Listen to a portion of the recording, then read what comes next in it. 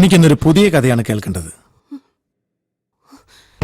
ഏതു പെൺകുട്ടിയും മോഹിച്ചു പോകുന്ന പേഴ്സണാലിറ്റിയുള്ള മോഡൽ ഫോട്ടോഗ്രാഫർ വിമൽ റോയ്. അയാളുടെ മുമ്പിലെത്തിയ സുന്ദരിയായ മോഡൽ ലീല. അത്രയും ഭാഗം ഓക്കെ, ക്ലിയർ. പിന്നെന്താണ് സംഭവിച്ചത്? പറയൂ. ഏത് പെൺകുട്ടിയും പോലെ ഞാൻ സ്നേഹിച്ചു വിമലിന് 100% സിൻസിയറായിട്ട് തന്നെ. പക്ഷേ എന്നോട് അയാൾ ഇങ്ങനൊരു ദ്രോഹം ചെയ്യുമെന്ന് ഞാൻ ഒരിക്കലും കരുതിയില്ല.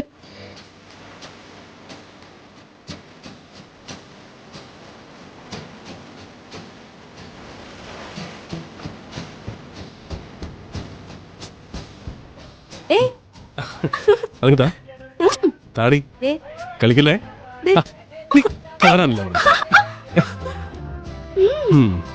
നല്ല ചേർച്ചയുണ്ട് രണ്ടുപേരും. ഓടി. Okay okay, bye. Thank U.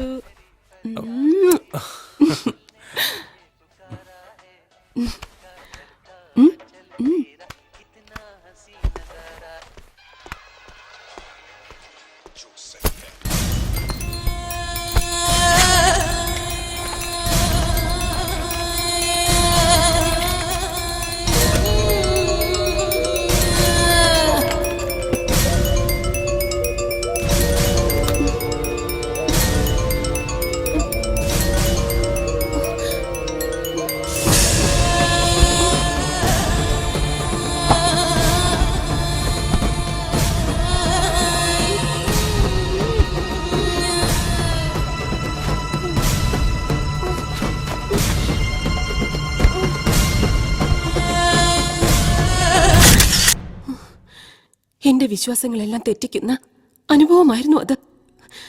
കുഴഞ്ഞു വീണ എന്നെ അർത്ഥനഗ്നിയാക്കി ചിത്രങ്ങൾ എടുക്കുന്നത് ഒരു സ്വപ്നത്തിൽ എന്ന വണ്ണം ഞാൻ അറിയുന്നുണ്ടായിരുന്നു. എന്തിനാ എന്നോട് ഇങ്ങനെയൊക്കെ അയാൾ ചെയ്തതെന്ന് എനിക്ക് അറിയണമായിരുന്നു. അത് ചോദിക്കാൻ ഞാൻ അയാളുടെ സ്റ്റുഡിയോയിലെത്തി.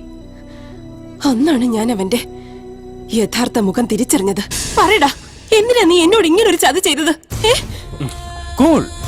ലീല, നിനക്ക് ഇഷ്ടപ്പെട്ടില്ലെങ്കിൽ സോറി. ഞാൻ വെറുതെ just for fun. That's all. ഞാനിത് വിശ്വസിക്കില്ല. പറ, എന്താ നിന്റെ ഉദ്ദേശം? പറയടാ, എന്തിനാ നീ ഇങ്ങനെ ചെയ്തത്? പറയാതെ നിന്നെ ഞാൻ വിടില്ല. ഏയ് വെയിറ്റ്, എന്തിനാ ഈ ഫോട്ടോസ് എന്ന് നിനക്ക് അറിയണമല്ലേ? It's my business. ഈ ഫോട്ടോകൾ പബ്ലിഷ് ചെയ്തിരിക്കാൻ വേണ്ടി നീ എനിക്ക് വഴങ്ങും. പിന്നെ ഞാൻ പറയുന്ന പലർക്കും. അതിനുശേഷം ഫോട്ടോ വെച്ചുള്ള അവന്റെ ഉപദ്രവം വർദ്ധിച്ചു. ഒരു ദിവസം എന്നെ തേടി ഞങ്ങളുടെ റെസ്റ്റോറന്റിലെത്തിയ അയാൾ ഒരുപാട് നാശനഷ്ടങ്ങൾ വരുത്തി. ഞങ്ങളുടെ ഒരു സ്റ്റാഫിന്റെ തലയടിച്ച് പൊട്ടിക്കുകയും ചെയ്തു. എന്നിട്ട് മാനം രക്ഷിക്കാൻ മറ്റൊരു വഴിയും കാണാതെ ഞങ്ങൾ ഗോവ വിടാൻ തീരുമാനിച്ചു.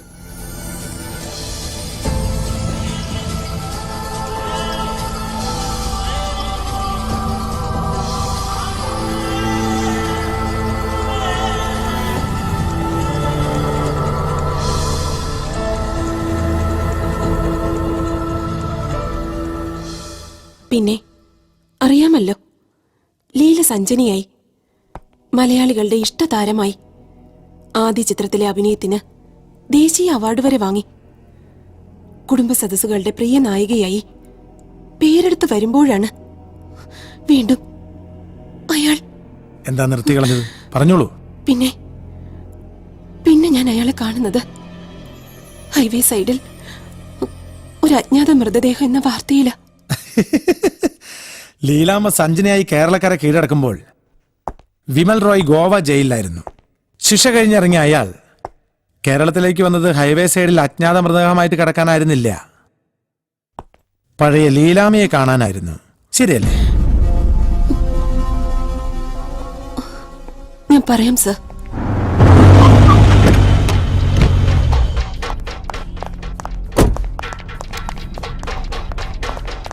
മേഡത്തിനൊരു വിസിറ്റർ വന്നിട്ടുണ്ട്. Thank you. പോയി റൂം തുറന്നോളൂ.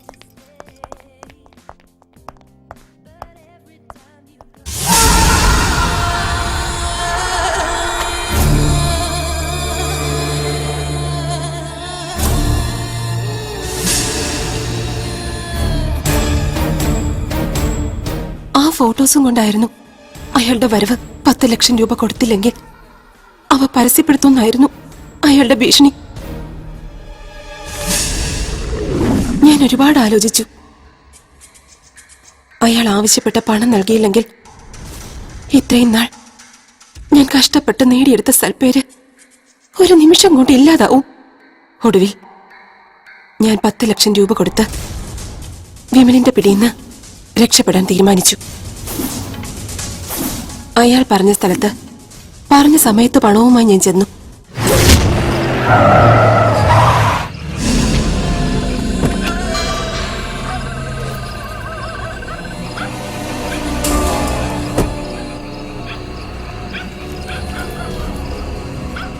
പറഞ്ഞ പണം മുഴുവൻ ഇതിനകത്തുണ്ട്.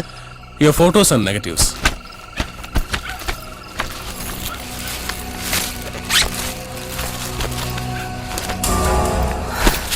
Good bye.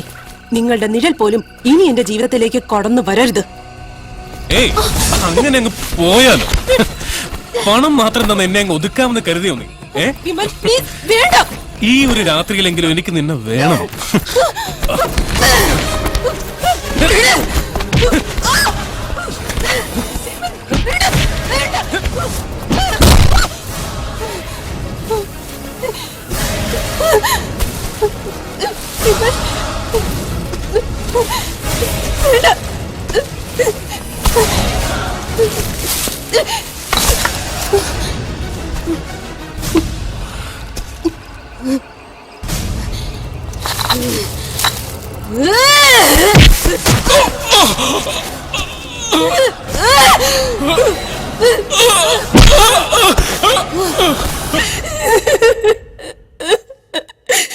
ഞാൻ കൊന്നു എന്റെ ഈ കൈ കൊണ്ട്.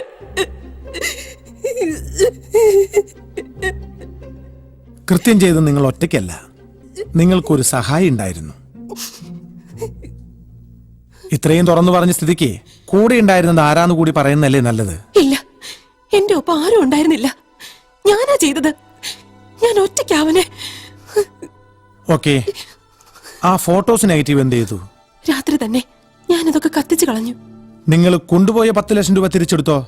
ഇല്ല, ആ നേരത്ത് അങ്ങനെയൊന്നും തോന്നിയില്ല. എക്സ്ക്യൂസ് മീ, ഞാൻ അഡ്വക്കേറ്റ് സേതുലക്ഷ്മി, സഞ്ജനയുടെ ലീഗൽ അഡ്വൈസറാണ്. എന്തായി സാറിന്റെ ചോദ്യം ചെയ്യൽ? സഞ്ജനെ കൊണ്ട് കുറ്റമെല്ലാം സമ്മതിപ്പിച്ചോ? ഇന്ത്യ മുഴുവൻ അറിയപ്പെടുന്ന ഈ അഭിനേത്രിയെ 2ാമത്തെ പ്രാവശ്യമാണ് ഒരു കൊടും ക്രിമിനലിനെ പോലെ വഴിയിൽ തടഞ്ഞു നിർത്തി കസ്റ്റഡിയിലെടുക്കുന്നത്.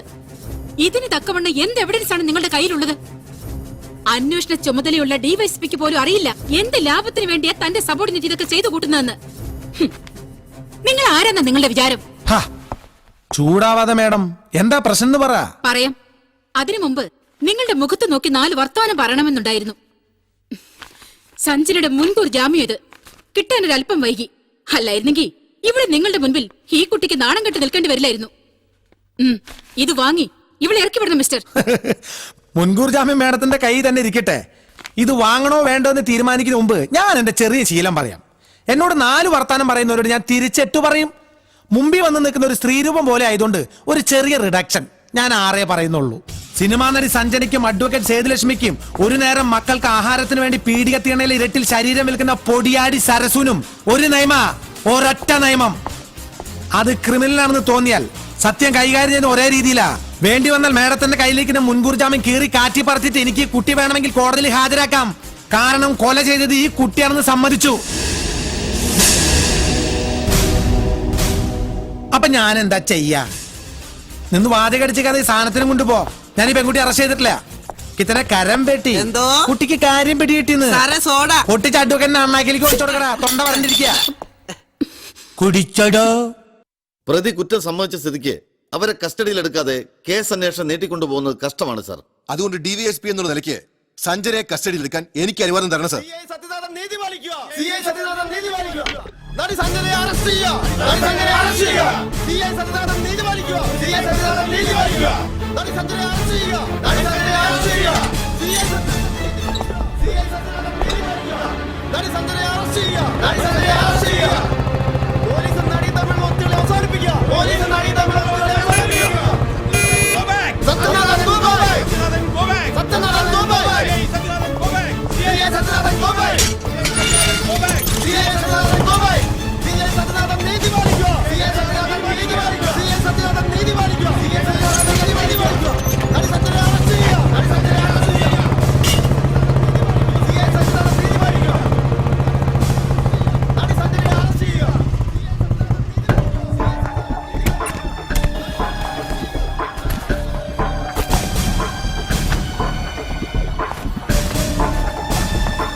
ജനം വയലന്റാണ്.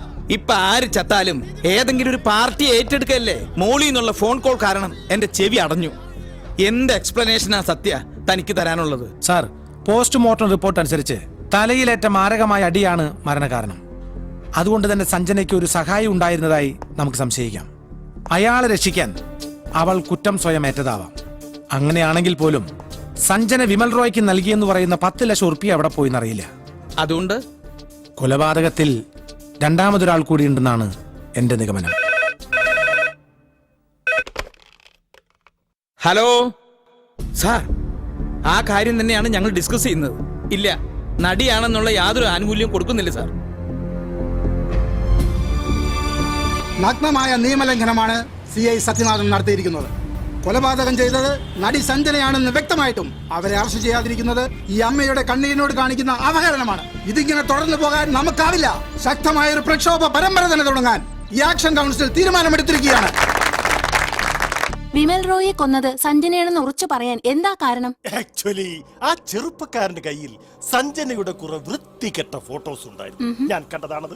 ഓഹോ. സിനിമയിൽ വരുന്നതിന് മുമ്പ് എവിടൊക്കെയോ അഴിഞ്ഞാടി നടന്ന കാലത്തുള്ളത്. അത് കൈക്കലാക്കാൻ വേണ്ടി അവൾ അവരെ തട്ടിയത് തന്നെ ഉറപ്പാ.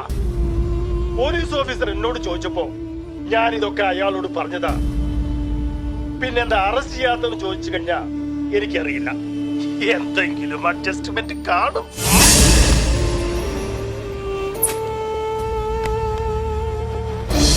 നടി സഞ്ജനയെ അറസ്റ്റ് ചെയ്യുക. പോലീസ് നടിയുമായുള്ള ഒത്തുകളി അവസാനിപ്പിക്കുക. സത്യനാഥൻ നീതി പാലിക്കുക. പോലീസ് നടിയുമായുള്ള ഒത്തുകളി അവസാനിപ്പിക്കുക. നടി സഞ്ജനയെ അറസ്റ്റ് ചെയ്യുക. പോലീസ് നടിയുമായുള്ള ഒത്തുകളി അവസാനിപ്പിക്കുക. നടി സഞ്ജനയെ അറസ്റ്റ് ചെയ്യുക. പോലീസ് നടിയുമായുള്ള ഒത്തുകളി അവസാനിപ്പിക്കുക. സത്യനാഥൻ നീതി പാലിക്കുക. പോലീസ് നടിയുമായുള്ള ഒത്തുകളി അവസാനിപ്പിക്കുക. No more explanations. പ്രതിയെ ഉടനെ അറസ്റ്റ് ചെയ്ത് കേസ് ചാർജ് ചെയ്യണം. സാർ എന്താ ഈ പറയണത്? ഇപ്പോഴത്തെ അവസ്ഥയിൽ കേസ് കോടതിയിലെത്തിയാൽ അത് തള്ളിപ്പോകും. പതിവ് പോലെ കേരള പോലീസിനെ കുറെ സഹായിച്ചിട്ട് അവർ വേറെ അന്വേഷണ ഏജൻസി ഏൽപ്പിക്കും. അല്ലെങ്കിലും അത് തന്നെയാണ് സംഭവിക്കാൻ പോകുന്നത്. 24 മണിക്കൂറിനകം അറസ്റ്റ് നടന്നില്ലെങ്കിൽ വേറെ ഏജൻസിയെ കൊണ്ട് അന്വേഷിപ്പിക്കാനാണ് തീരുമാനം. സാർ, ഒരാഴ്ച കൂടി, 7 ദിവസം, അതിനുള്ളിൽ കേസ് ഞാൻ തെളിയിക്കും. ഒരാഴ്ചയൊന്നും പറ്റില്ല. 24 മണിക്കൂറിനകം നിനക്ക് എന്ത് ചെയ്യാൻ പറ്റും അത് പറ. 24 മണിക്കൂറിനകം എനിക്ക് ചെയ്യാൻ പറ്റാവുന്നത് ലീവ് എടുത്ത് നാട്ടിൽ പോകാനേ പറ്റൂ.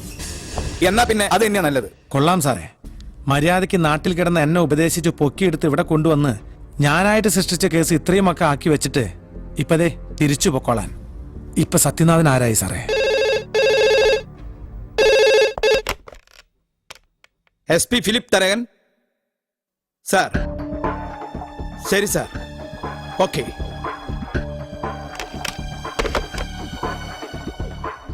കേസ് CBIക്ക് വിട്ടുന്നു.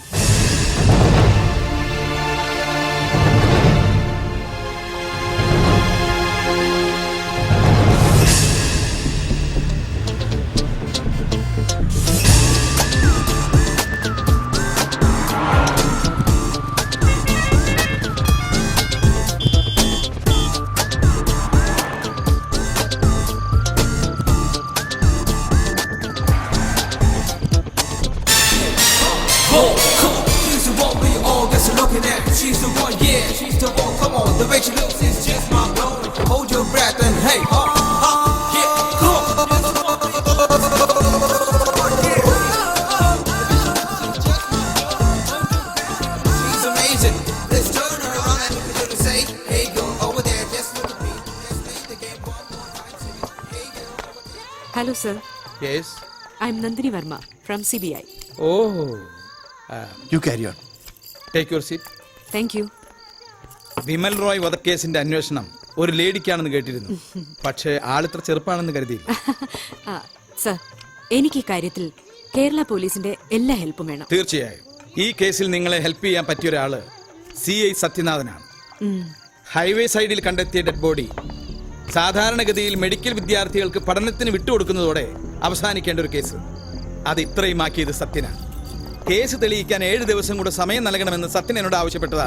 പക്ഷേ 7 ദിവസം കൊണ്ട് ഈ കേസ് തെളിയുമായിരുന്നെങ്കിൽ അയാൾക്കത് നേരത്തെ ആകരുതായിരുന്നു. അതെ, എന്നാലും മർഡറിന്റെ ഫുൾ ഡീറ്റെയിൽസുമായി ഞാൻ സത്യനെ നിങ്ങളുടെ ഓഫീസിലേക്ക് അയക്കാം. എന്തു പറയുന്നു?